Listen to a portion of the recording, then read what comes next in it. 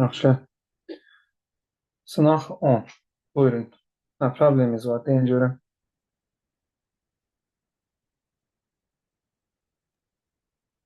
Burada yoktu bende. Yani burada dedik 29'dan 30 yazmıyor.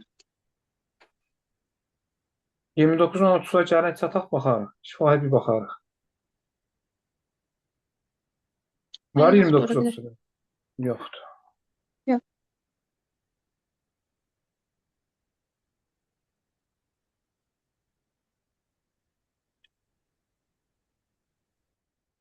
Nərgiz 5-ci sual de.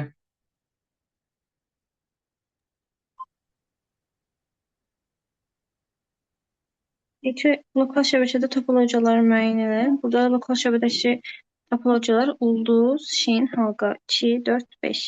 Onda B bəndi. Başqa hansı topologiyadan istifadə olunur? Lokal şəbəkədə. Dedik. Aha, yaxşı. Dedik.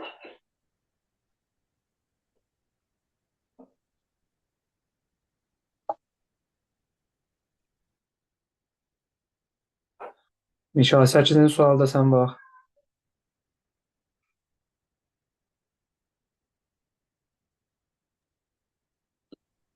Kimsiz rabitə vasitələrinə aid olmaq istəyir bizdən. Yəni, burada xəbərlər çıxılmalıdır. Onlar simlidir. 1-i çıxarır, 4-ü çıxarır.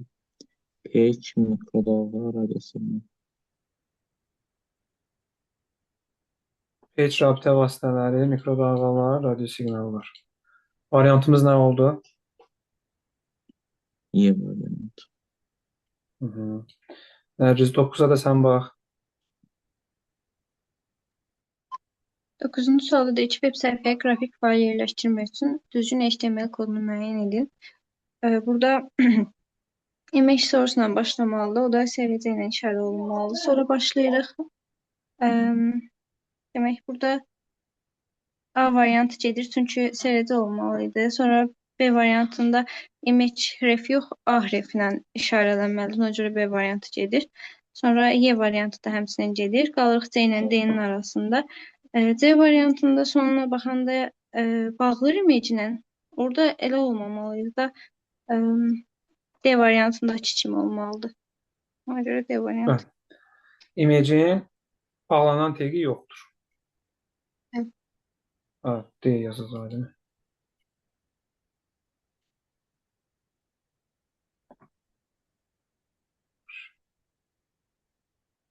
İşaret 12-də səndə.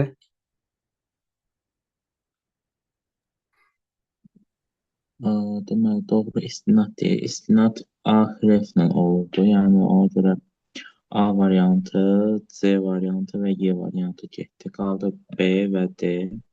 B-nin olmama səbəbi də axırda yəni A tegini bağlamayıb da, bağlanmalıydı. Ona görə də D variantı olacaq. Evet.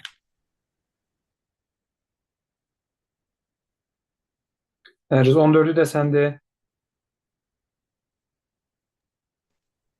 İki internet şəbəkəsinin resursun ünvanı kimidir? Bu ünvanın hansı hissəsi resursun ötürülməsi üçün istifadə olunan protokolu göstərir?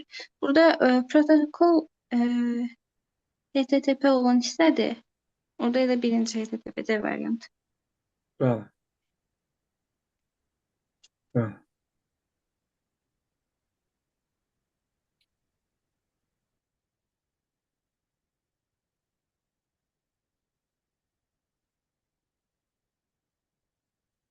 Mikail 17-də səndə.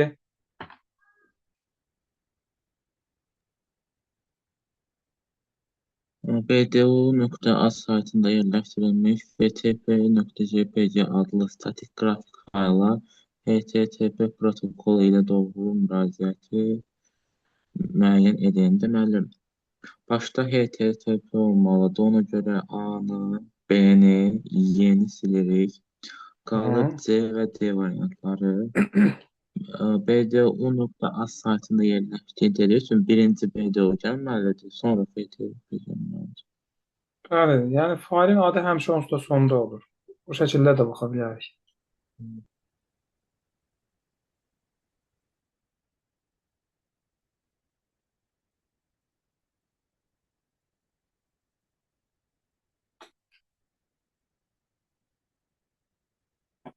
Nərgiz 22-yə də sən bax.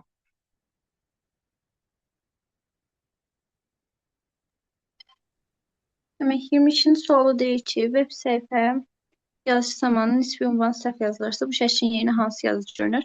Burada baxanda alt, yəni altın alternativ deməkdir də. Yəni səhv olanda həmin yerə gedir. Ona görə də mənzərəni götürür. Ümumiyyətlə alt nədən yanadır? Alt şeydim. Ünvanda hər hansı bir səhvlik olarsa, o zaman şey olaraq gedir onun Qrafik fail yüklənərkən problem olarsa, qrafik fail yüklənməzsə, o zaman onu alt adı yazılır.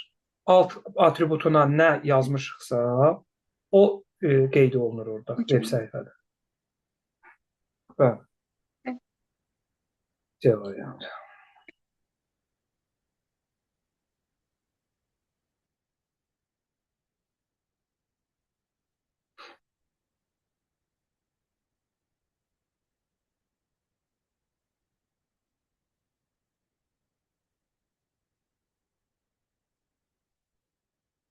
Demək, 29-cu suala baxaq.